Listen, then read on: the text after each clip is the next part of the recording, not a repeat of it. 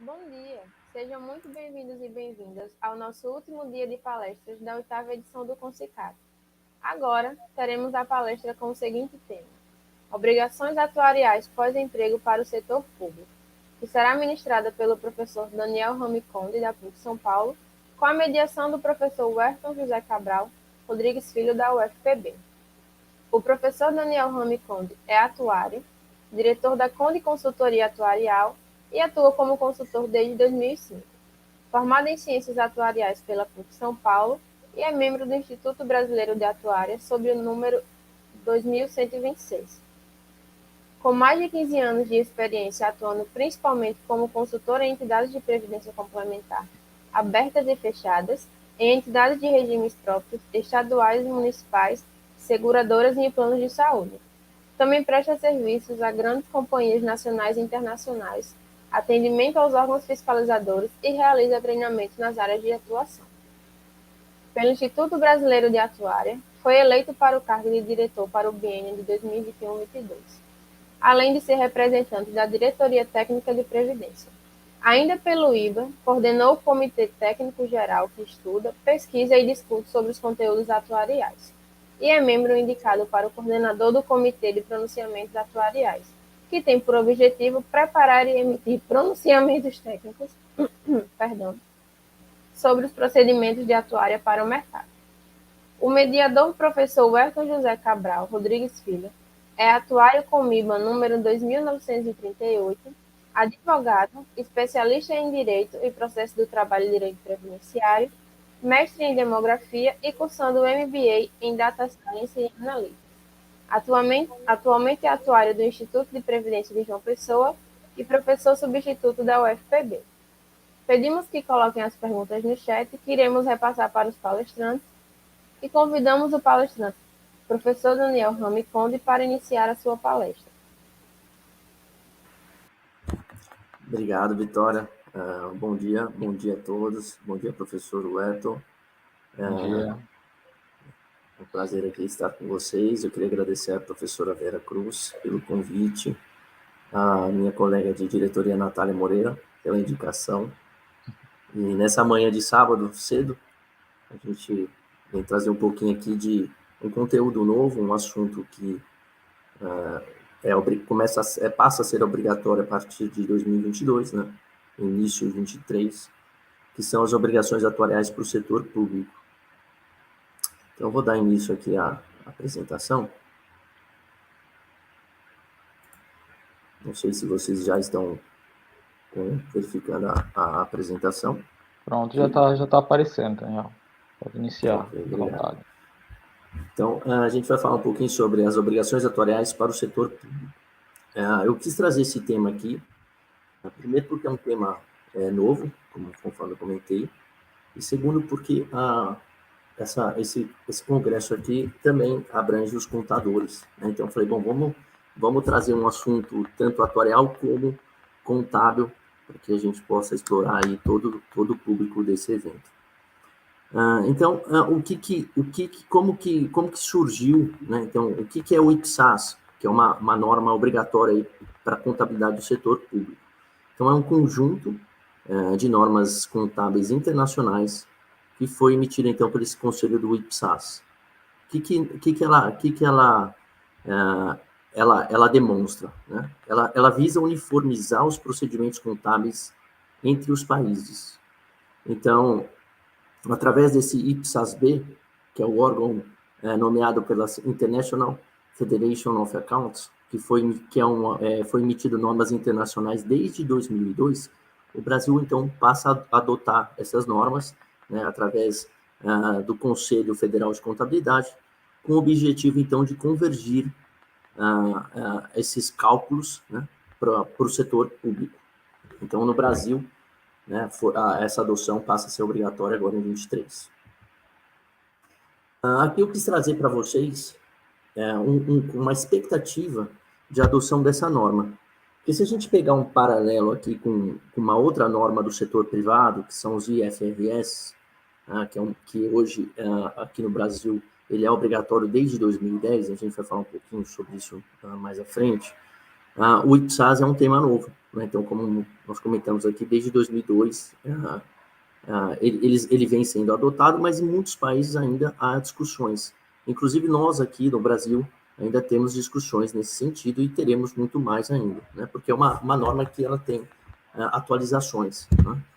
Há movimentações aí de mercado, assim como no IFRS, mudança de procedimento, né? Até de filosofia.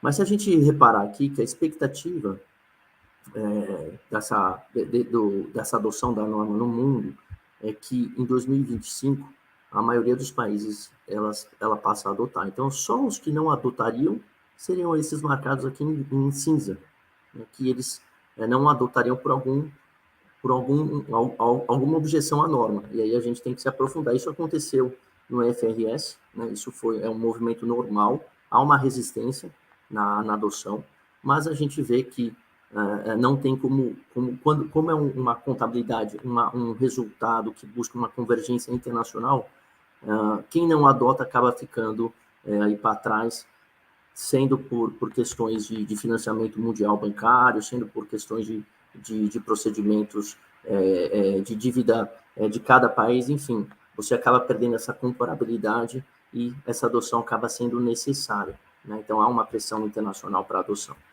Então, aqui é um movimento que o Brasil já adota, né? Então, ele já adota, ele tem uma norma, ele acabou adotando a norma, o IPSAS, ele adotou, mas ele traduziu para a NBC TSP 15. Então, ele adotou uma norma nacional, mas muito espelho, praticamente um copia e cola do IPSAS aí, adotado em outros países. Então, aqui está a fonte, quem quiser pesquisar, aí está a fonte onde eu tirei esse quadro. Então, o que é a NBC TSP 15? Né, que eu acabei de comentar. Então, são benefícios a empregados, eles estabelecem, então, uma contabilização e uma divulgação para esses benefícios e compreende os ocupantes de cargos, empregos ou funções públicas, civis ou militares, e membros de qualquer poderes, detentores de mandato eletivo e os demais agentes políticos que recebem qualquer espécie remuneratória ou qualquer outra forma de prestação de serviço. Então, eu queria chamar a atenção aqui para 2 pontos, né?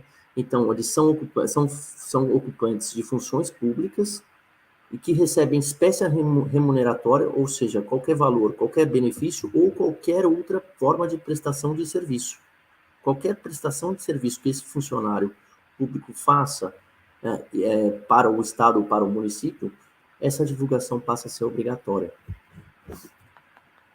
assim como uma espécie remuneratória. Então, aqui eu trouxe para vocês, então, qual que seria, a partir de 23, os municípios e estados que teriam que fazer essa divulgação, ou seja, seguir esse procedimento da NBC TSP 15. Né? Então, a gente está falando aqui de 2.152 RPPS. O que são os RPPS? São os regimes próprios de previdência social. Então, todos os estados e municípios que implantaram esses regimes próprios, ou seja, a previdência do servidor, eles necessitam, então, fazerem aqui, falando de aposentadoria, de previdência, né? Aposentadoria, renda, pensão, eles necessitam, então, fazer essa adoção dessa norma, né? Essa norma NBC TSP 15 agora, já em 23. Então, eu peguei essa base de setembro de 2020, né? Aqui está a fonte onde foi retirada. Então, a gente fala aqui que o maior, vamos dizer assim, o maior público aqui estaria entre Rio Grande do Sul, Minas Gerais, São Paulo, né, Paraná, Goiás. Vamos colocar os 5 primeiros aqui, que tem a maioria das instituições do RPPS. Então, eles precisam adotar essa norma. E o restante? A gente está falando de por volta de 5.568 municípios no Brasil. O restante, eles estão no setor, estão no INSS. Então, eles acabam tendo a cobertura, os servidores, pela Previdência oficial, que é o INSS. Então, lá a norma já não abrange esse pessoal, abrange só a questão da responsabilidade do Estado ou do município perante esses compromissos. Então, hoje, eu queria explorar um pouquinho como que é feita uma avaliação atuarial. Então, existem 2 tipos de avaliação, a gente teria que fazer 2 tipos de avaliações atuariais. Né? O atuário teria 2 tipos de avaliações para o mesmo estado ou município. Então, uma avaliação atuarial, ela visa o equilíbrio do plano. Então, ela tem uma legislação específica que é aplicável aos RPPS, que a gente chama aqui, né? Que é aqueles 2.152 municípios ou estados, né? E estados. Então, ali você tem, nessa normatização, você tem o nível de cobertura das reservas, você pode fazer revisão de plano de custeio, é obrigatoriedade você emitir um relatório para a secretaria, que a gente chama que é um DRA. Existe legislações, você tem que implantar equacionamento de déficit e superávit para contribuições extraordinárias em legislação específica. Então, esse é visado ao equilíbrio do plano. Então, você segue uma legislação específica. Já uma segunda avaliação que será necessária, que é o que a gente quer explorar por aqui, é a avaliação atuarial do impacto dos compromissos assumidos para o ente federativo, ou seja, eu estou olhando o Estado e o município. Eu deixo de olhar o plano, especificamente, e passo a olhar o Estado e o município, a responsabilidade dele perante a esses compromissos, e, claro, seguindo a normatização NBC-TSP 15. Então, o que o Estado e o município passa a provisionar no seu balanço esses resultados contábeis.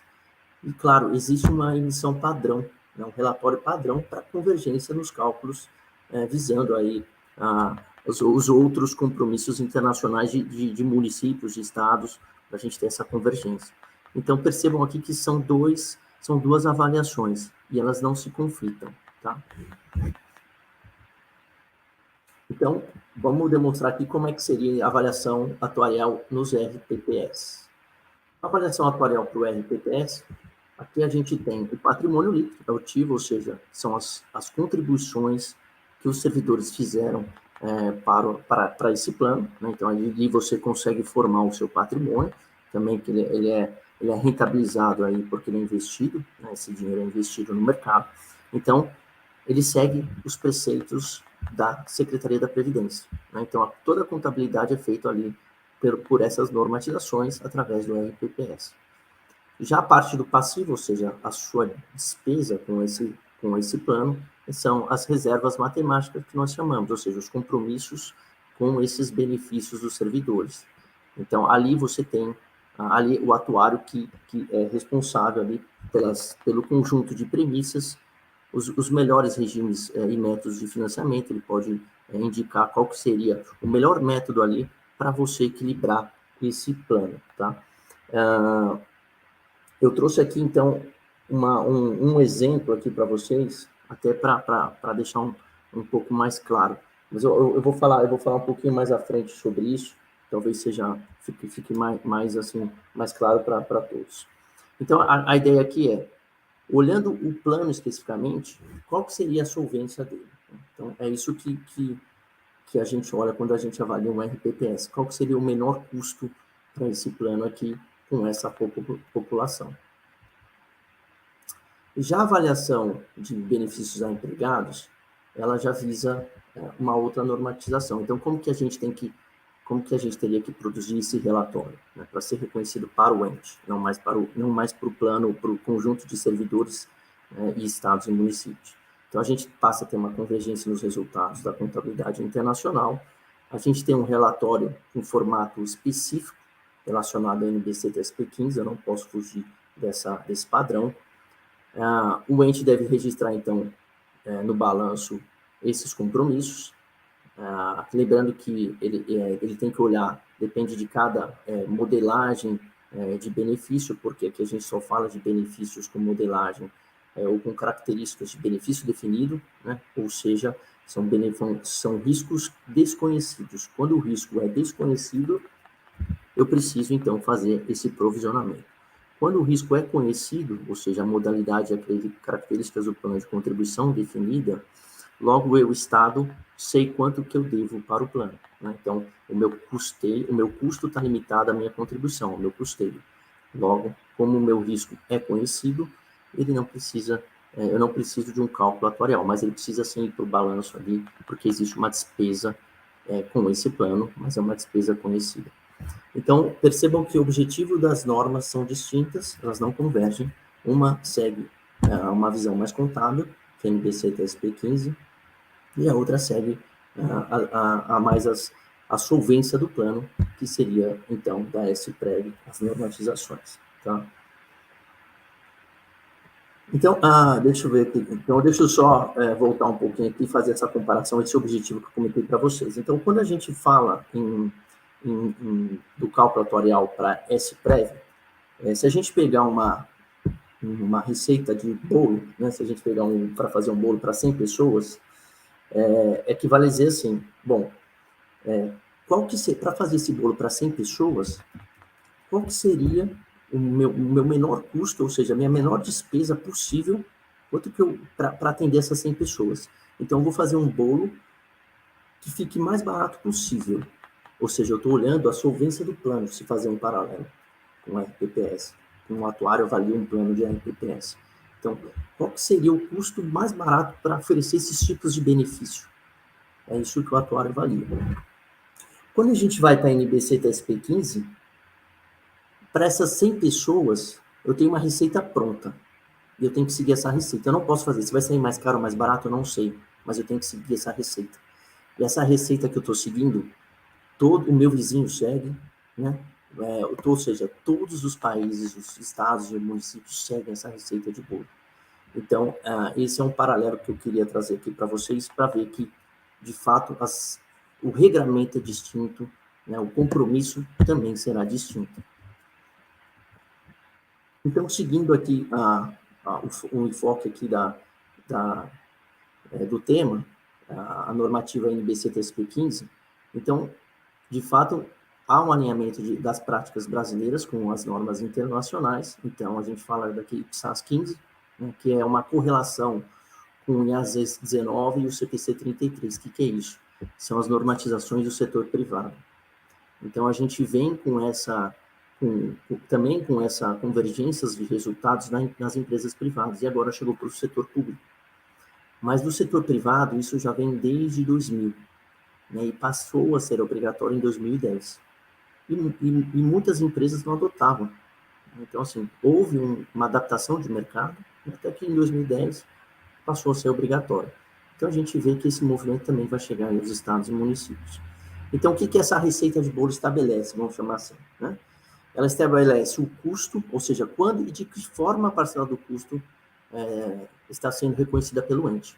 Então, ela me obriga a adotar uma metodologia.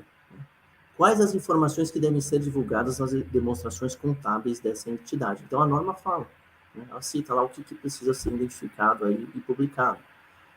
Identificar qual é o tipo de benefício e qual a modalidade de plano adotado pelo ente para fins de contabilização, ou seja, tem planos, tem coberturas que são via INSS, tem coberturas que são via contribuição definida, que aí, como a gente falou, a gente não entra para esse cálculo específico da NBC TSP 15, é um outro tipo de contabilidade.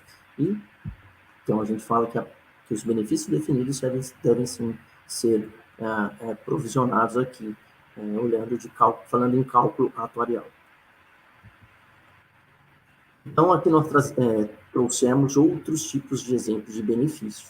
Então, a gente tem, olhando a norma como um todo, nós temos benefícios de curto prazo, nós temos benefícios de risco, nós temos benefício pós-emprego, que é onde a gente vai comentar aqui, outros benefícios de longo prazo e os benefícios rescisórios. Mas a gente só não tem esses 6 benefícios, nós temos mais. Por quê?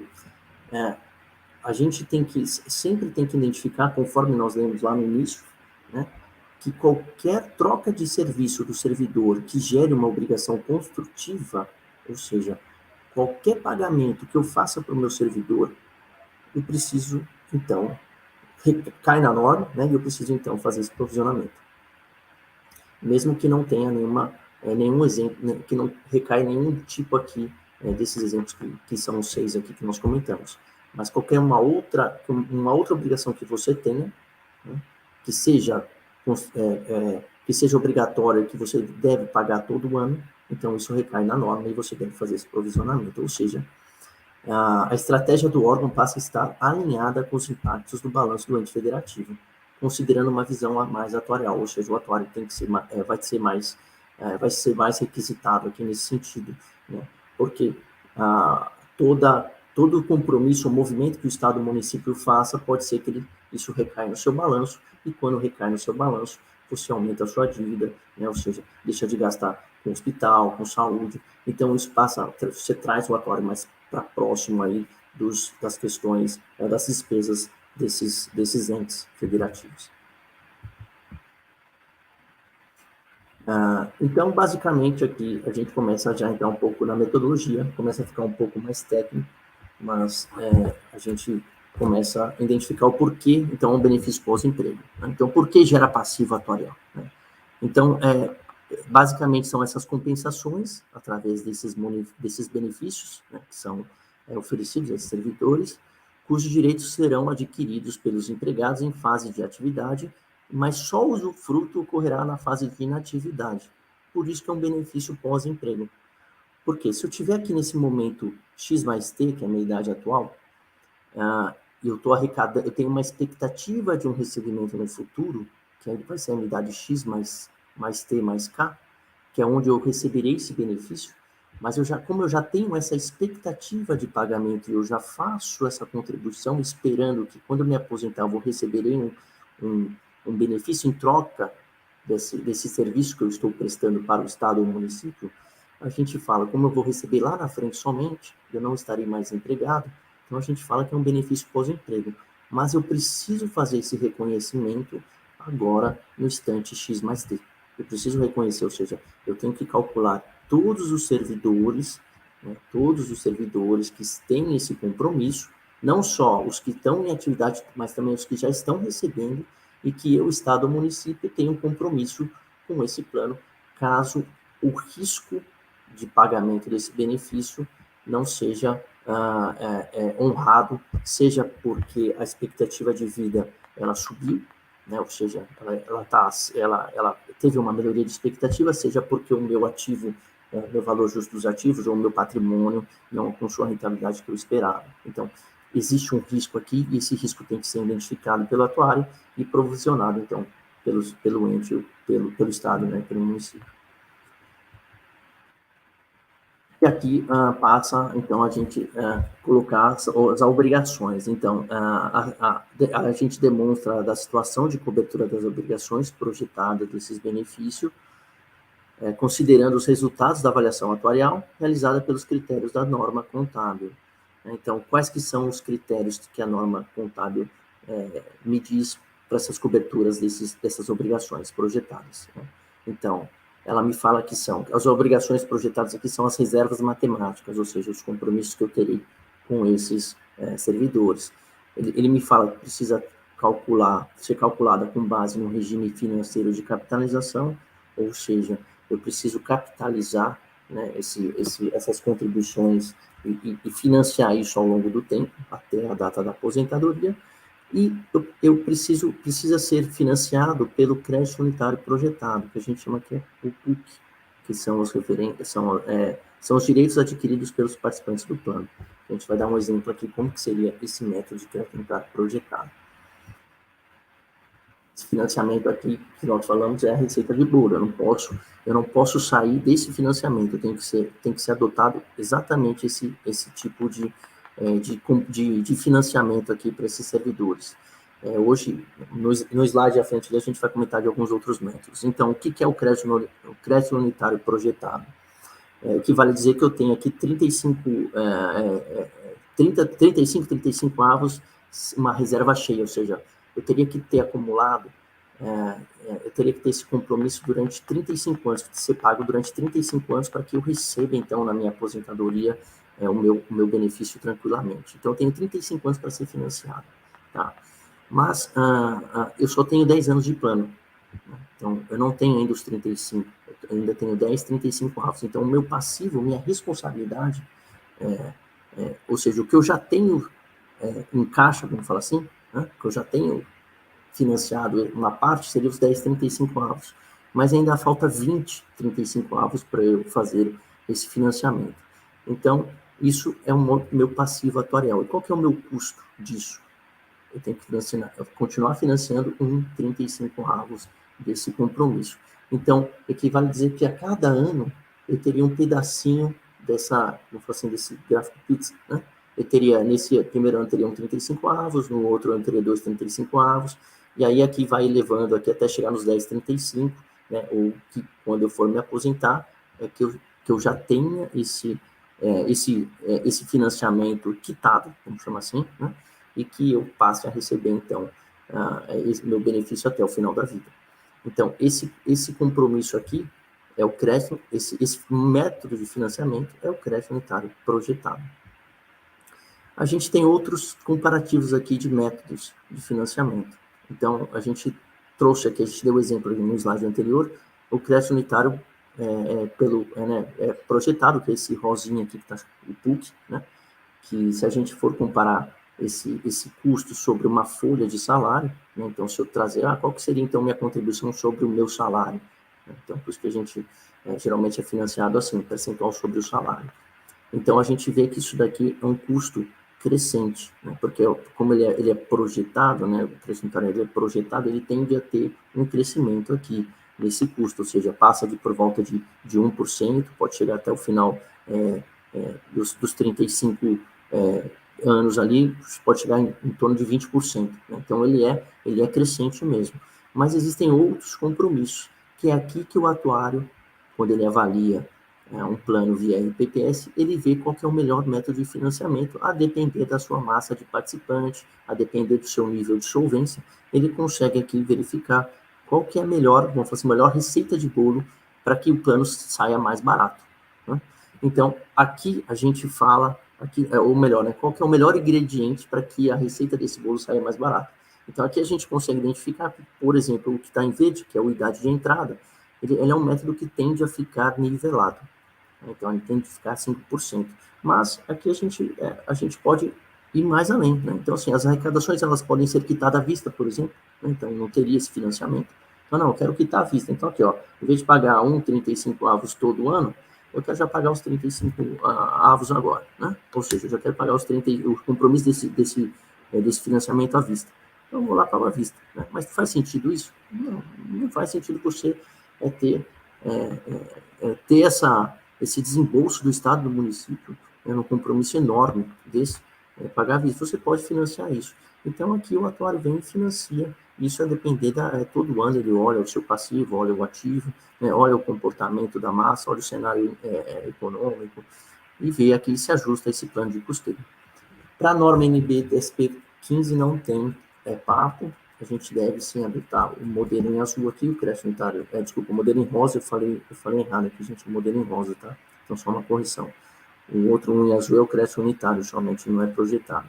O em rosa aqui é o que a gente tem que comentar, que é o PUC. Então, tem que ser adotado esse modelo aqui na cor rosa e ponto final. E todo mundo vai adotar o mesmo método, que é aquele que nós comentamos no slide anterior. Agora a gente vai para o lado do ativo. Né? Então, a gente falou dos compromissos, ou seja, a despesa que a gente tem com esse plano de previdência do servidor, mas agora a gente vai para a parte do ativo, que também tem uma diferença aí com o RPPS. Né? Então, primeiro que a gente fala qual que é o valor justo do ativo. Por que o valor justo do ativo? Porque é um valor de mercado. Então, a gente tem que saber, bom, eu tenho um patrimônio. Quanto que ele vale hoje? Que vai dizer quanto que ele vale hoje, esse meu patrimônio, se eu vender ele para alguém. Né? Então, eu preciso saber qual que seria esse meu patrimônio para que ele confronte, então, com a minha despesa. Então, os ativos, nós comentamos que são os ativos do plano, né? São contribuições dos empregados e dos empregadores, mais o retorno dos investimentos, que são através dessas contribuições, né? A gente tem, então, forma, então, um patrimônio. Claro, aí você tem, nesse meio tempo, você tem pagamento de benefício, né? Você tem oscilações de renda fixa e renda variável, porque são aplicados aí no mercado financeiro. Então, pode ser que seu patrimônio diminua em função disso. Então, por isso que ele deve ser sempre avaliado ao mercado. Os valores reconhecidos devidos pelo empregador ao plano, mas ainda não pagos, eles não devem ser considerados aqui como ativo, ou seja, eu tenho que abater essas dívidas. Porque se há valor de mercado e quanto que ele vale hoje, eu tenho uma expectativa de pagamento de uma dívida do Estado, e ele não honrou essa dívida ainda, eu não devo considerar ele como um valor justo dos ativos. Já lá na avaliação atuarial, o contador ele coloca isso como um ativo, ele reconhece isso como um ativo do plano, que ela, ou seja, ela será honrada, né, essa dívida. Então, esse meu ativo passa a ser maior. Aqui, meu ativo passa a ser menor porque eu não posso considerar. O que já foi pago já está dentro do patrimônio, está investido, né, mas ainda o que será pago eu não devo considerar, então, como valor justo. Eventuais fundos de oscilação de risco, né? Então, a gente tem financeira, a oscilação atuarial, também não deve ser considerado aqui, porque um fundo, ele entende que o fundo é do plano. Então, ele é tanto do servidor como do Estado ou do município. Então, como você compartilha esse risco, você não deve considerar esse fundo. Tem as questões, né, que aí já do setor privado. Se o fundo é exclusivo do Estado, município, aí sim você pode considerar, aí é justificável você considerar. Mas quando ele é do plano, você passa a desconsiderá-lo aqui do seu patrimônio. Então, aqui também é uma diferença do modelo de avaliação. Agora a gente vai para a parte de premissas econômicas e financeiras atuariais. Aqui, essas premissas biométricas e demográficas, ela acaba se nivelando um pouco com a avaliação do RPPS. Né? Então, a gente tem que adotar tábuas de mortalidade geral, né? Identificando aí qual que seria a expectativa de vida desses servidores, a tábua de mortalidade inválidos, né? Então, se existe um servidor inválido, por quanto tempo ele irá sobreviver, a entrada em invalidez, ou seja, qual que é a probabilidade desse servidor ficar inválido num período da sua atividade, tábua de rotatividade, aqui a gente conta muito com a experiência do Estado, se de fato existe essa rotatividade, a entrada em aposentadoria, ou seja, né, qual que seria, então, se 100% desses servidores entrariam em aposentadoria, ou se eles acabam pedindo mais tarde, ou eles acabam tendo direito na aposentadoria, já saem, já pedem aposentadoria, ou eles esperam mais um tempo. Então, isso aí você conta muito com a experiência de cada estado e município, a sua composição familiar, né, ou seja, eu posso adotar aqui uma família média, né, que o servidor ele tem sempre, ele tem uma diferença com a esposa, né, ou com uma servidora com o marido em torno de 3 anos, a diferença de idade deles, eles têm uma família com 3 filhos, então posso adotar uma família padrão que a gente fala, ou a própria família dele, que a gente chama de família real.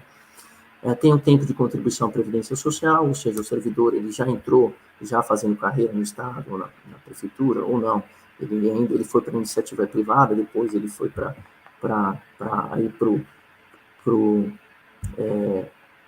entrou no governo, na Prefeitura. Né? Então, aqui a gente estima que por volta de 23, 25, 28 anos, dependendo do estado, do município, que ele acaba ficando 10 anos na iniciativa privada, depois vai para o estado, para o município. Né? E aqui a taxa de recomposição, né, que a gente fala que é um crescimento de massa, geração futura, que a gente não adota nem lá para avaliação de RPTS, né, aqui também para questões da NBC-TSP15. Né? Isso equivale a dizer que eu sempre estou repondo um servidor. Então, ele aposenta, eu já vou lá e contrato um outro. Né? Ele aposenta, eu já abro um concurso para contratar outro. Então, essa reposição de servidores é como se tivesse sempre a mesma massa, vamos chamar assim, a mesma quantidade de servidores, se você for ver um modelo virtual. Aí aqui já começa a ter uma diferença das premissas econômicas e financeiras sobre o domínio.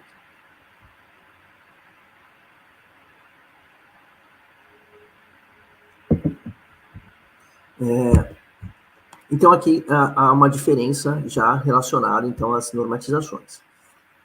Enquanto a normatização do RPPS fala que eu tenho que adotar, a partir de agora, inclusive, eu tenho que adotar uma taxa de juros, uma média da ETTJ, por volta de 5 anos, ou seja, uma média, vamos falar assim, da NBC, da taxa de mercado, em média 5 anos, aqui na NBC-TSP15 eu tenho que adotar a taxa do momento da minha avaliação, ou seja, a taxa do mercado de hoje. Então, aqui você já começa a ter uma diferença de taxa de desconto atuarial. Enquanto lá eu posso adotar uma taxa por volta de 4%, 5%, aqui eu já estou adotando 6%. Então, essa diferença aqui ela é considerável nos cálculos, nas obrigações. Então, percebam que o resultado não vai ser igual já pela taxa de desconto. equivale a dizer a taxa de desconto, né? Então, se eu aplico, se eu tenho esse compromisso, eu preciso trazer eles a valor presente todo ano, né? Então, eu faço essa projeção durante 35 anos, né? Ou até mais, além dos 35, né? Porque depois ele vai se aposentar, vamos falar, durante 70 anos. Eu preciso trazer hoje uma taxa que vai me rentabilizar, vai ter um desconto disso, porque essa contribuição, ou esse custo vai ser financiado. Então, trago isso a valor presente e eu preciso, então, provisionar essa conta, né, essa despesa que eu tenho. Então, aqui, como eu falei, aqui a gente adota uma taxa para esse ano superior, mas teve anos que é o contrário. Então, na iniciativa privada, por exemplo, era muito comum a gente ter superávit no plano da Previc e déficit aqui nesse plano, ou vice-versa, né? Então, são ajustes que tem, claro, tem toda uma normatização para que isso fique claro se de fato isso é do Estado, se ele tem direito a um superávit, se ele tem direito se ele tem que pagar o déficit mesmo, se não tem que dividir com o servidor. Então tudo isso tem que estar na norma, né? A gente não vai entrar aqui hoje nesse detalhe, né? Aí a gente tem inflação, então a gente tem que usar a inflação aqui para projeção de despesa, né? Já lá para o Estado a gente não utiliza, para o RPPS a gente não utiliza. Então tem outras questões aqui de fatores de capacidade, inflação projetada, tudo isso deve ser muito bem embasado, mas essas questões de inflação projetada, né, e crescimento salarial, aí se enquadra um pouco, na verdade, aí se espelha ao RPPS, porque você tem que fazer estudos que justifiquem utilizar essas questões de fator de capacidade e crescimento salarial. É o mesmo estudo que você adota no RPPS, você tem que justificar que existe, sim, uma tendência de crescimento aí real nas remunerações dos servidores. Então, aí entramos aqui em quais que estão, essas premissas devem ser justificadas, então, e quais que seriam essas justificativas. Então, taxa de desconto atuarial, a gente acaba adotando o título do governo, né, NTN-B, a norma fala que são títulos aí seguros de primeira linha, então eles devem, a gente acaba olhando essa taxa de desconto, que é o pagamento dos títulos do governo, né, que é a taxa que o governo propõe aí para os papéis, e ela deve ser olhada aí de acordo com a duração do seu passivo. Você tem que olhar também os retornos dos seus ativos, ou seja, a expectativa da sua carteira no mercado, né, ela deve ser igualada à taxa de desconto.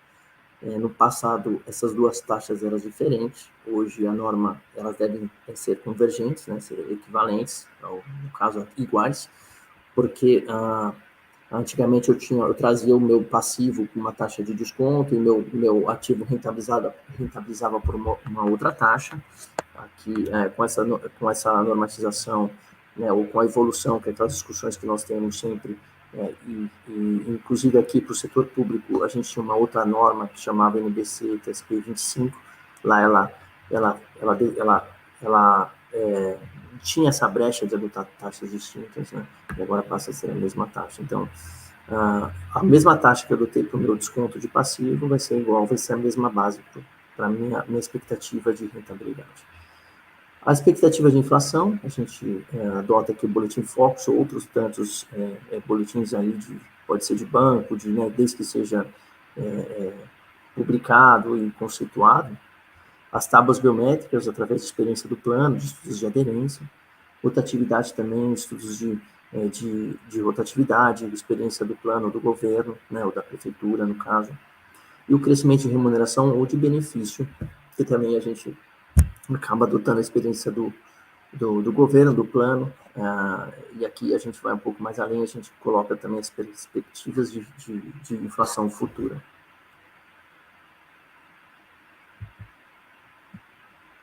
Componentes do demonstrativo atuarial.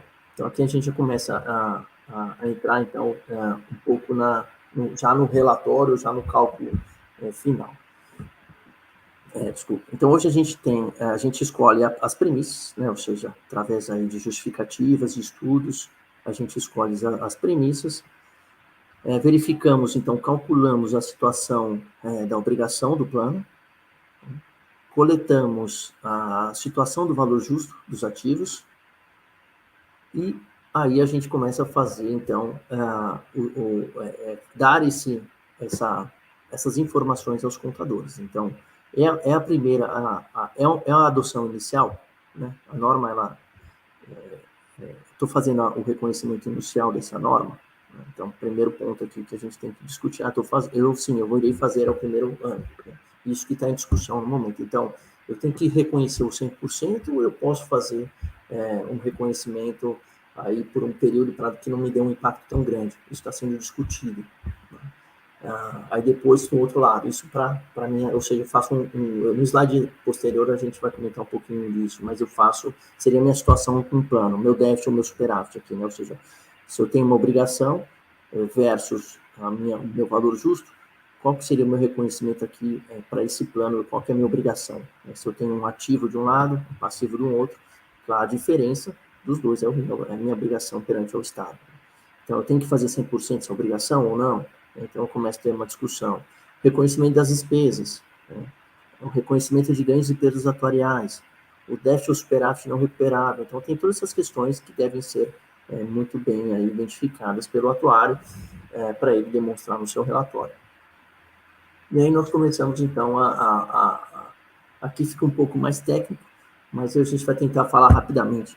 Então, qual que seria como que seria essa modelagem aqui para esse cálculo? Então, o valor atual dos benefícios definidos, concedidos e a concedor, que a gente chama que é o valor da obrigação atuarial, né? Então, no caso aqui, a gente deve respeitar os métodos de financiamento, né, o regime financeiro, as questões das premissas que nós colocamos ali, o estudo de aderência, crescimento salarial, as tábuas adotadas. Então, aqui está todo aqui na obrigação atuarial. Então, aqui a gente passa a ter aquela modelagem, já que a receita do bolo não pode ser fora daquilo. A minha taxa de desconto, por exemplo, eu tenho que ir lá verificar na NTNB, de acordo com a minha duração do plano, qual que é a taxa que essa duração me proporciona, né? Ou seja, o que vale dizer, se eu tiver uma duração de plano, um pagamento desses benefícios por volta de 10 anos, eu tenho que ir lá, né, na taxa de desconto, na NTNB de 10 anos e verificar qual que é a taxa de juros que me proporciona perante essa duração. Então, geralmente, o que a gente tem visto é em torno de 5,5% a 6% hoje, né? Então, por uma duração de 10 anos. Então, é o que eu devo adotar aqui para a minha taxa de desconto.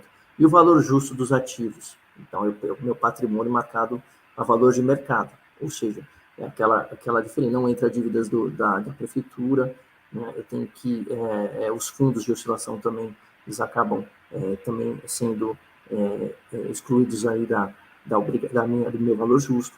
Então, esse aí eu começo a fazer um confronto entre o meu ativo, né, e o meu passivo. Ou seja, aqui a gente começa a identificar qual que então seria o déficit e o superávit, que nós chamamos de ativo / passivo líquido de benefício definido.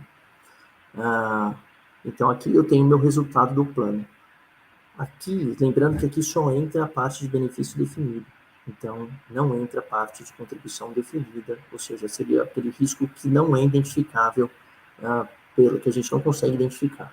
Por quê? Porque tanto o valor justo como a obrigação, eles oscilam no ano.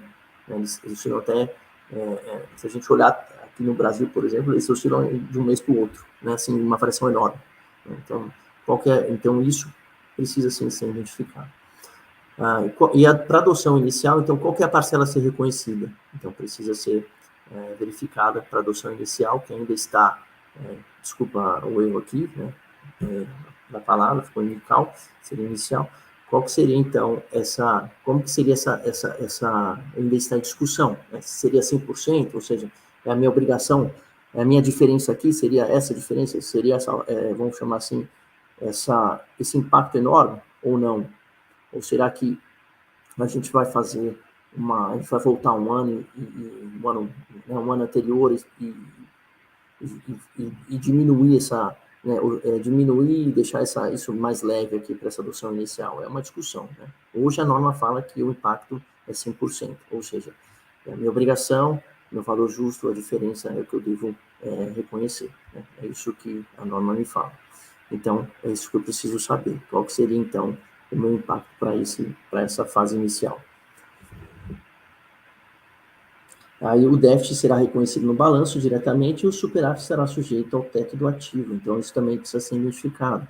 Então, existe o superávit. Esse superávit, de fato, ele é do Estado e do município. Lembrando que essa norma, o cálculo é voltado para o Estado e para o município, não para o plano. Então, tem que olhar para o Estado. Faz sentido esse superávit? Ele vai usar para algum momento?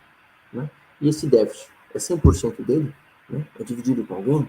Então, aí são essas questões que nós temos que sempre verificar para esse reconhecimento do passivo. E agora vem a questão das despesas e receitas a ser reconhecida no resultado do exercício. Então, o que é isso? É o custo, né, que a gente comentou lá, né, o custo financiado pelo ente, reconhecido, então, no demonstrativo do resultado aqui ou no patrimônio líquido. O que é isso? É o método de financiamento que nós comentamos, que é o custo do serviço, que é pelo CUP, né, o crédito unitário projetado. Então, esse custo do serviço prestado pelo empregado, ele deve ser identificado aqui como uma despesa. Então, é como se estivesse colocando aquele 1,35 daquele slide que nós comentamos sobre o crédito unitário projetado. Né? E qual que seria o custo dos juros da obrigação? Então, qual que é o custo do juro esperado para a minha obrigação? Porque a minha obrigação ela vai ter um custo, uma despesa aqui, no sentido de, eu vou conseguir parte da minha obrigação, ela vem de juros, que parte relacionada aos juros, ao custo dos juros. Porque se eu não trago a valor presente, isso, né, essa diferença seria esse custo aqui, destes juros, para essa despesa, para esse exercício. Então, como se eu tivesse parte desse custo aqui do serviço passado, ou da minha obrigação, né, vai vir aqui uma despesa relacionada a esse custo que eu estou usando, que é, vamos supor, de 5%, que é sobre essa obrigação.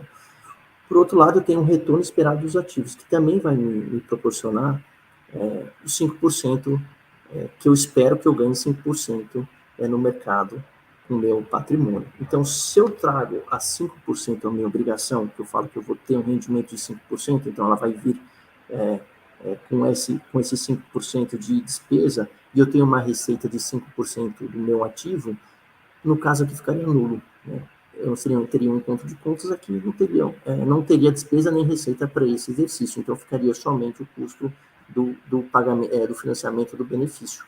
Mas nem sempre isso é observado, porque a obrigação ela está num valor, o ativo está em um outro valor, então aqui sempre tem uma diferença, né? Então, geralmente a obrigação é muito maior do que o seu valor justo.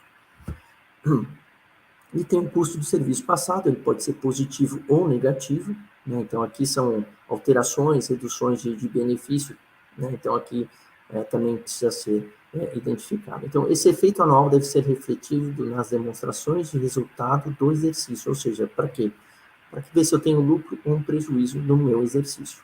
Então, isso aqui nós chamamos que é uma receita ou despesa de resultado. O reconhecimento de ganhos e perdas, né? Então isso deve ser apurado a cada reavaliação, ela deve ser segregada entre os efeitos sobre os ativos financeiros, os efeitos sobre as obrigações atuariais e outras variáveis impactadas pelas variações patrimoniais, seja por experiência ou por premissa atuarial. Então tem que apurar aqui e identificar quais que seriam essas oscilações. O efeito anual deve ser refletido em outros resultados abrangentes, ou seja, aqui é a minha posição no início do exercício versus o final do exercício, entre o observado e o esperado. Ou seja, a partir do momento que eu faço o cálculo o cálculo dessa minha obrigação, eu preciso, no início do exercício, e no final, no outro ano, eu venho e faço o mesmo cálculo, né, com essa obrigação, e se ela oscilou, eu preciso saber por que ela oscilou. Por que de 1.000 ela passou para 1.200, por exemplo? O que é essa diferença de 200? Eu preciso identificar e dar para o mercado essa informação. Então, aqui a gente começa a entrar um pouco mais nos quadros, qual que seria o modelo aqui, um exemplo, né? Qual que seria o modelo, então, para esses quadros para avaliação no IBC-TSP15. Então, valores a serem reconhecidos no balanço patrimonial, seria os benefícios concedidos e a conceder, né? Perante tudo aquilo que nós comentamos aqui, que isso é o valor presente das obrigações. Tem o valor justo dos ativos e tem o seu passivo e ativo líquido. Então, esse é um modelinho de quadro simples aqui para a gente identificar. Tem as despesas de resultado do exercício, já que a gente coloca despesa, porque geralmente é a despesa mesmo, quase não dá receita, né? Então, é o custo do serviço corrente, o custo dos juros aplicado aqui sobre a obrigação, o custo o retorno dos ativos aplicado, então, sobre o valor justo, né? O custo do serviço passado. Então, aqui você vai ver se teve uma despesa ou uma receita, né, do seu plano. Vem as conciliações de saldos, então, que nós comentamos ali, que são os ganhos e perdas atuariais, né? Então, aqui equivale a dizer, se eu tenho, no ano anterior eu tinha um patrimônio, um valor justo de R$100, e no final do exercício, ou seja, no final do ano passou a 800, ou seja, ele caiu, o porquê eu tive essa queda. Então, foi o quê? Foi uma rentabilidade que não me gerou uma rentabilidade, uma receita menor, né? Um benefício pago a mais aqui. O que aconteceu? Eu preciso demonstrar isso. Isso me gera um ganho ou uma perda. Eu preciso demonstrar por que ele ganhou, por que ele perdeu. Assim, a gente faz também, né, com a obrigação. O porquê, então, que ela caiu? Porque o meu custo, ou seja, o meu financiamento foi menor, muita gente, né, o que aconteceu? A contribuição foi menor, né? A taxa de juros que oscilou, por exemplo, né, que é uma premissa financeira, né, ela caiu, né? Então, quando a taxa de juros cai, a minha obrigação passa a ser maior, né? Porque vai dizer que eu estou trazendo, é como se estivesse trazendo, né, meu valor presente passa a ser maior porque eu desconto menos, né? Porque essa taxa seria proporcionada pelo ativo, pelo mercado. Então, se eu deixo de ganhar no mercado uma rentabilidade maior, ela passa a ser menor, logo eu preciso ter mais dinheiro, eu preciso financiar por um período maior, ou seja, meu compromisso passa a ser maior por isso. Quando a taxa sobe, minha obrigação é menor. Então, existe essa oscilação aqui, isso tem que ser identificado. E aí, nós vamos, então, para essa identificação, porque o ganhos e perdas, eles estão aqui. Então, o motivo do ganho e perda do meu ativo e o motivo da ganho e perda do meu passivo. Então, foi o efeito das premissas demográficas, ou seja, eu estava prevendo que o servidor viveria mais do que, ou seja, teve um ganho de expectativa aí mais do que eu imaginava, ou seja, minha tábua que eu adotei, ela está defasada, né? Então, será que eu tive uma perda por causa disso? Ou não, né? Minha tábua está muito conservadora, né? Ou seja, eu tenho que ajustar essa tábua. Pode ser? Os efeitos das alterações das premissas, será que eu adotei a taxa de juros correta? Né? Ou seja, será que, ou a taxa de juros, na verdade, que eu previa que seria no final do outro exercício, ela, enfim, teve uma guerra, ela aumentou, o risco país cresceu, né? A inflação aumentou, tudo aumentou, então aqui eu tive uma perda do meu patrimônio em função disso, né? Ou tive um ganho do meu patrimônio em função disso. Então, são essas discussões, ou até um efeito de experiência do plano. Então, aqui eu estava prevendo uma aposentadoria, agora com a reforma da Previdência, esse pessoal passa a aposentar, entrar numa outro regramento, então passa a aposentar daqui 2, 3 anos, ou vai ter um período de transição, que isso também impactou meu resultado, minha obrigação. Então, tudo isso a gente tem que explorar. E, por final, a conclusão. Eu só queria trazer aqui para vocês, então, que a avaliação do RPPS versus avaliação dos benefícios empregados. Então, a avaliação do RPPS, existe uma emissão do resultado atuarial perante as normatizações da Secretaria, o nível de cobertura das reservas, a revisão do plano de custeio, os reequacionamentos de déficits e superávites através aí de implantações de legislações. Então, na prática, a gente fala que é o sentido prático, né? Ou seja, o sentido prático gerido pelo sistema, ou seja, na prática, quanto que ele me custa, né? E já o benefício a empregados, a gente tem a emissão voltada ao ente federativo, o valor das obrigações previamente definido, ou seja, a gente fala que aquela já está na norma, não posso adotar de forma alguma diferente disso, assim como a situação do valor dos ativos, também ela é exclusiva. O reconhecimento das despesas também tem uma forma diferenciada, e isso tudo vai para resultado, para patrimônio líquido, que são os outros resultados abrangentes, que isso então deve ser aí reconhecidos aí pelos estados e municípios, além da despesa do exercício que eles terão também. Então, todos esses itens são considerados para apuração do impacto de cada plano oferecido aos servidores, alguns sob o ponto de vista de equilíbrio do plano e outros sob o ponto de vista de alinhamento às práticas internacionais de contabilidade. A implementações do padrão IFRS na contabilidade brasileira foi a partir de 2010, nós comentamos sobre isso, né? E reforçou com a aplicação desse padrão a partir aí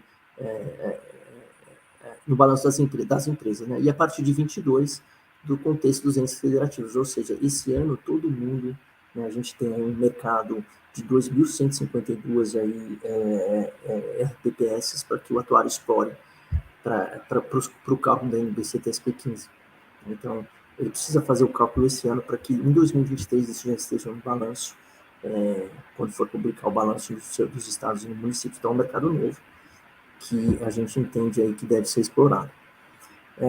E por diversas vezes há o alinhamento dos entendimentos dos especialistas, né? Aqui a gente colocou RH, mas claro, aí com o pessoal muitas vezes com a fazenda, dos estados, enfim, você deve ter esse nivelamento de entendimento, né? Com a contabilidade, o atuário são necessários para entender a relevância dos benefícios oferecidos, a amplitude do seu reflexo, assim como os outros profissionais envolvidos que devem atuar na análise das normas locais, regulamentares e atuariais, ou seja, por mais que essa norma abrange, ela é universal, cada país, cada estado, né, cada prefeitura tem os seus procedimentos, né, as suas análises ou alguma prática ali que deve ser respeitada, né, e muito bem discutida.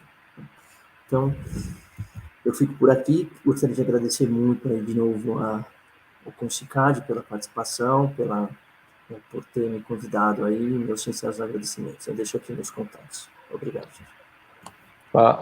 Bom dia a todos presentes. Queria primeiramente agradecer Daniel, né, pela apresentação, acho que ficou bastante claro. Essa nova área aí de atuários nova área de atuação em RPPS, né, pelos atuários. Atualmente a gente faz muita parte da avaliação atuarial, cálculo de provisão, alguns estudos. Então, gente, vocês notam que os RPPS estão ficando cada vez mais, eu diria, regimentados, né? Porque já veio uma portaria 464 que começou a regular mais os cálculos de avaliação atuarial, que até então tem uma regulação menor, porque começou a se exigir testes de hipótese, né? Que é justamente pelo que Daniel falou. Para a gente fazer esses cálculos atuariais, para calcular o valor presente de benefícios futuros e o valor presente de contribuições futuras, a gente tem que utilizar várias premissas. E assim, em tese, seria lindo se a gente tivesse todos os dados para fazer esse cálculo, mas vocês vão se deparar, quem for para essa área de RPPS, é muito difícil ter todas essas informações. Então, a gente vai ter que utilizar muitas premissas para chegar a esses cálculos.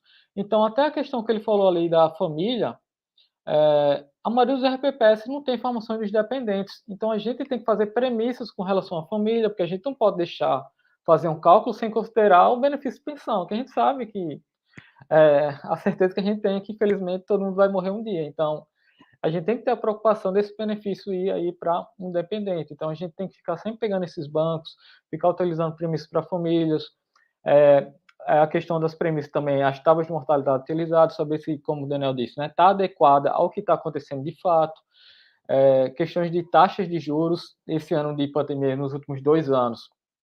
Eu lá no RPPS falo por João Pessoa, mas também eu olhei aí outros RPPS. Está muito difícil bater a meta atuarial, que a meta atuarial pede justamente a inflação, mais uma taxa de juros, que essa taxa, a Secretaria de Previdência repassa para a gente qual a taxa que a gente deve utilizar com base no porte do RPPS. Então, assim, como o Daniel disse, uma taxa que varia aí de 4%, 5%, mas essa taxa mais inflação, ano passado a inflação bateu 10%, então foi mais de 15% de meta. Enquanto isso, a economia totalmente, diria, bagunçada, né? Porque a questão da pandemia ficou sem produto, a inflação. Então, isso tudo complica demais batimento dessa meta. E também, como o Daniel disse, quando a gente não vai bater a meta, isso vai gerar o quê? Um aumento das obrigações. Vai gerar aí um aumento do déficit atuarial. Então, a gente tenta prever, tenta fazer o melhor trabalho possível, mas até porque a gente utiliza premissas para esses cálculos, todo ano a gente tem que refazer esse cálculo justamente para adequar e evitar surpresas, né? Que nossa missão como atuário é meio que a gente tenta prever o futuro, claro que a gente não vai prever 100%, não tem nem como, né? E por isso que todo ano a gente tem que ir adequando essas previsões, tá bom? Então, também queria parabenizar todos que estão assistindo, né? Sei que assistir a uma palestra no sábado de manhã é difícil, né? A gente concorrendo aí, alguns poderiam estar na praia, poderiam aí estar já descansando depois de uma semana de trabalho, uma semana de aulas. Então, agradecer a presença de todos. Então, eu queria abrir assim para discussão, né? Quem tiver perguntas sobre o tema, fique à vontade de fazer. Eu vou aqui começar com algumas perguntas aqui para Daniel, que eu entendo também que tem muitos alunos que podem estar nos primeiros períodos, ou alunos que estão perto de se formar, não sabem ainda qual área vai atuar. Então, eu queria só começar, Daniel, tendo visto sua grande experiência na área de previdência como um todo, né? Também previdência complementar e afins. Qual foi seu caminho para chegar até o trabalho atual, esse trabalho de consultoria? Você trabalhou com algo antes? Você, assim que se formou, já pensou, não, realmente eu vou enveredar para a consultoria? O que é que fez você chegar aí nessa área, né, e estar atuando nesse ramo atualmente? Legal. Na prática, eu venho de uma família de atuários, né? Então, eu escuto atuariais aí desde o berço, né? Já me falaram isso e é verdade. Então, foi muito fácil escolher, né? Eu tinha dúvidas no início, né, se de fato seria isso, né, uma área mais, eu pensei uma faculdade, né, de administração, enfim, mas depois a gente vai amadurecendo e já no primeiro, acho que quando entrei no colegial, já ficou definido que seria atuariais. E aí, então, eu iniciei no escritório mesmo, né, na Conde Consultoria, estou lá desde 2005. Então, eu já fui para esse lado né, que no caso o Milton Conde, que é meu pai, o Waldner também, que é meu tio, enfim, a família, eles até brincam que a minha família, eu acho que é a maior família atuarial do Brasil, né? Eu falo que tem o pessoal do Montelo também.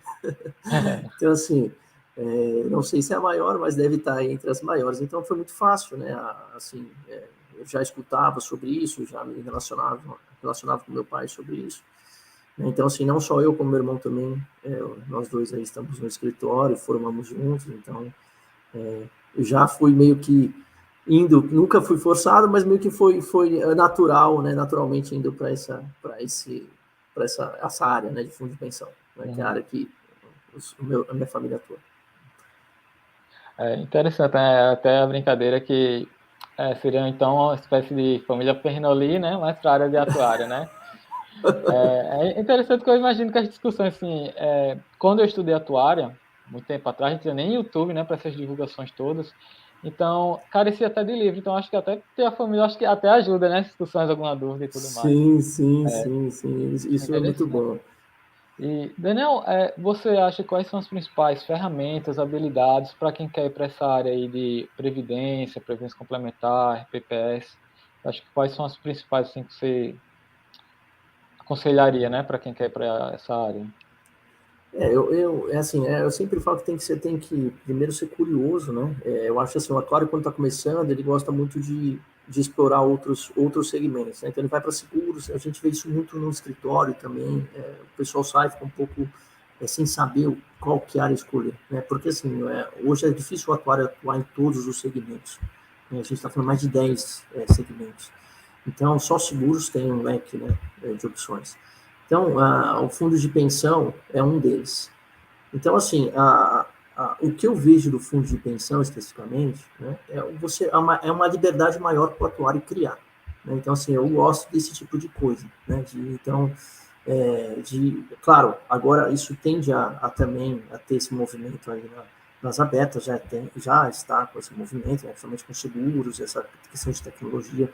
Então, é uma coisa nova. Né? Então, assim, isso sempre me chamou a atenção na área de fundo de pensão, porque lá, vamos falar, não tem uma rigidez assim, de o atuário pode criar produtos, claro, isso tem que ser muito discutido ainda com a questões com a PEVIC, né? Mas sim há esse espaço aí de criação, então é o que me chama a atenção e é o que eu acredito aí que quem for para a área de fundo de pensão, você vai ter essa liberdade, né? Que por mais que hoje existem legislações mais vamos falar assim, mais duras nesse sentido, né? que você tem que ter um nivelamento, mas você, com argumentos técnicos, você consegue convencer a secretaria, que também a SUSEP está indo nessa linha, né? Então isso é importante, mas o fundo de pensão já tinha isso, né? Isso eu gosto. Certo. Eu vou fazer agora algumas perguntas aqui que surgiu na discussão, tá bom, né? Jean Cássio perguntou se tem coparticipação do servidor público ou ente público arca com 100% do benefício pós-emprego. Ele falou como exemplo a questão que acontece no plano de saúde. Tá, Então, Jean, fica à vontade. Se eu entendi, a pergunta é o seguinte, existe uma contribuição, né, do servidor, ela é definida em legislação, né, então ele não pode ter uma alíquota, né, que é definida em legislação, e para a questão do... Então, esse é um compromisso com o servidor, né, um percentual sobre sua remuneração. Agora, para o NBC-TSP 15, a gente também adota o mesmo cálculo, ou seja, a sua obrigação é líquida dessas contribuições. Então, elas são líquidas. A única coisa é que, para a questão de contribuição extraordinária, é discutível isso. Se deve adotar ou não, né? Então, assim, deve ser adotado somente as contribuições que estão já definidas em lei, extraordinárias. Né? As que não estão ainda definidas em lei, você não pode adotar para o cálculo da NBC-TSP 15. Né? Então, tem uma diferença ainda aí com a questão do setor, isso veio do setor privado, né, e a gente acaba discutindo aí se vai adotar para o setor público, mas que de fato que a princípio não tem adotado essas contribuições extraordinárias aí para o setor público, né? Então é uma discussão. Só as contribuições aí normais, né?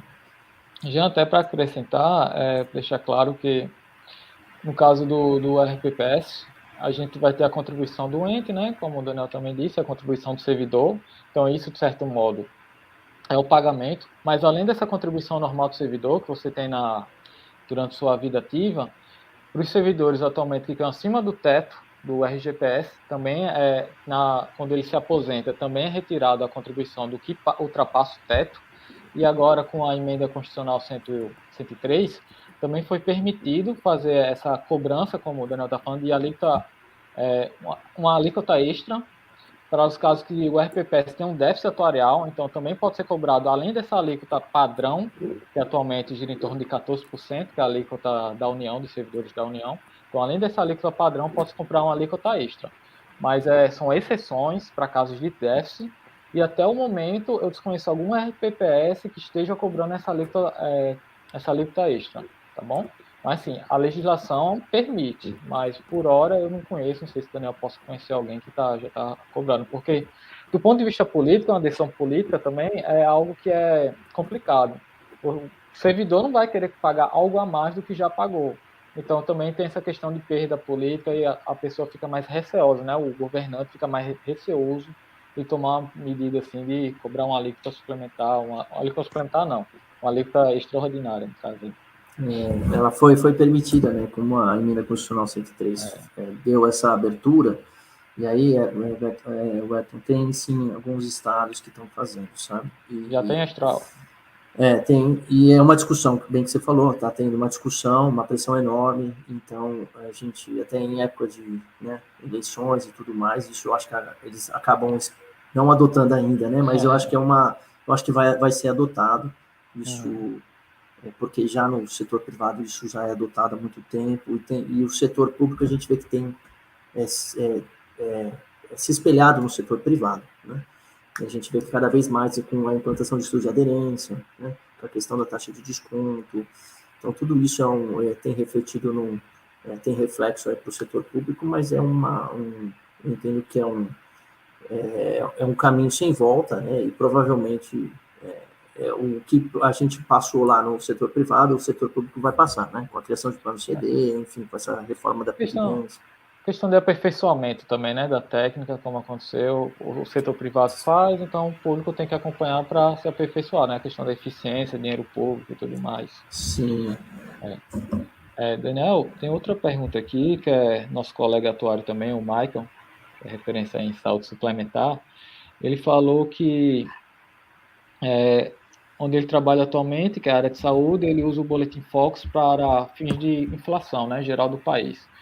porém foi mostrado no boletim uma estimativa de 5% de inflação, e a realidade hoje é bem maior. Então, ele pergunta o quão assertivo é utilizar o Boletim Focus como referência e existe algum ajuste atuarial desse índice ou não há justificativa, a princípio, para mudá-lo. Então, com relação a esse índice Focus aí, porque ele falou que ele utilizou, mas ele está vendo que o índice não condiz com o que aconteceu esse ano, né? Que ele falou que era estimativa de 5% e hoje em dia já está maior que isso. Então, exatamente, é uma boa pergunta. Essa é uma discussão que tem muito do feeling do atuário, né?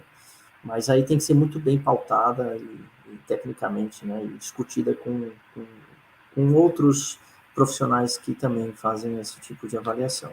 Mas, assim, o boletim Focus é uma referência. Existem outros boletins também, né, mas o Focus é uma referência. E o que na prática acontece? A gente adota o boletim Focus por dar publicidade a questões de inflação futura, porque a gente não está olhando...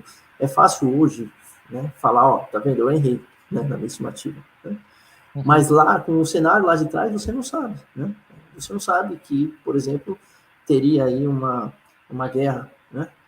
Por exemplo, entre Rússia e Ucrânia. A gente não sabia disso. Então, assim, a melhor estimativa que nós temos, olhando o cenário econômico, né, a gente pode fazer, sim, questões, 2 pontos percentuais para baixo ou para cima, isso é permitido.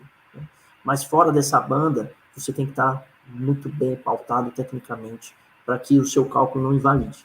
Né? Então, isso, o que a gente acaba fazendo, isso é oscilação de resultado, vai para ganhos e perdas. Né? Então, os ganhos e perdas, ele serve para isso, viu? Para que você, se tiver alguma estimativa que saiu fora do seu padrão, isso então seria uma perda, né, do seu resultado. E tem até uma brincadeirazinha, uma frasinha que o pessoal comenta, né, nessa questão dos cálculos atuariais, que não é que o atuário errou, foi as premissas que não aconteceram, né? Então, assim, seria esse caso aí, a gente calculou com aquela premissa, aí, infelizmente, a premissa, né, enfim, tem os problemas dela com relação a taxas de juros, relações econômicas.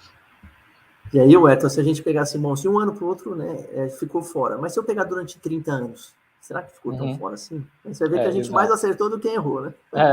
Na regra é essa. Deixa eu ver aqui se tem mais alguma pergunta dos colegas.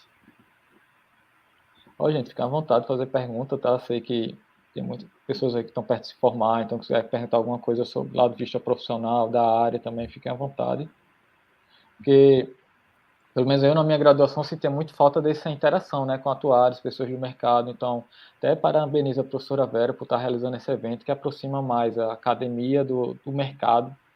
Porque eu fui da primeira turma da UFRN, eu acho que no meu primeiro semestre, no meu primeiro ano, não tinha nem atuário como professor. Foi entrar a professora Luana depois de um tempinho, então assim, a gente começou o curso sem nem ter atuário. Então, aproveita esses momentos que tem um atuário para você trocar informações, aproveita esses momentos, esses eventos, né, para fazer network também é muito importante, principalmente quem está no final do curso, porque daqui a pouco vocês vão entrar no mercado de trabalho, vocês conhecerem pessoas da área para até perguntar sobre a empresa ou perguntar sobre vagas.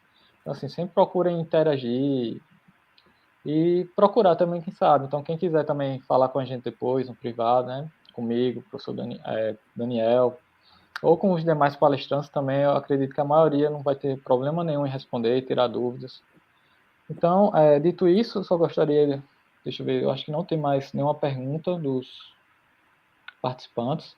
Então, eu queria, finalizar aqui a palestra, agradecer a professora Vera novamente por ter chamado para o evento, prestigiar o evento aí que todo ano está trazendo aí atuários de mercado para fazer palestras, disseminar esse conhecimento, que é muito importante para vocês. E agradecer também ao professor Daniel, né, por estar aqui no evento, aqui, mostrando um pouco do seu conhecimento do dia a dia, essa vivência aí de anos na área de consultoria. Então, passo também a palavra para o Daniel, se ele tiver alguma consideração, um fechamento, fica à vontade. Não, então eu queria agradecer a professora Vera pelo convite, né? Eu acho que eu vi a programação excelente, eu achei, assim, tá fantástica.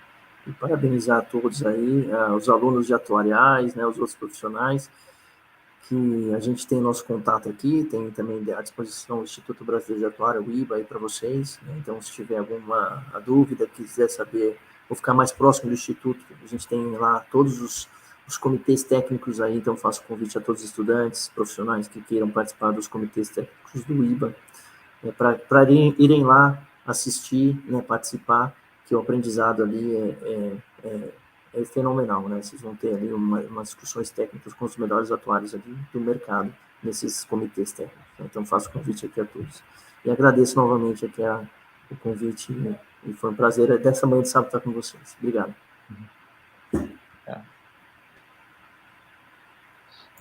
Agradecemos ao professor Daniel Ramiconde por compartilhar seus conhecimentos e pela excelente explanação. Também ao professor Werton José pela excelente mediação.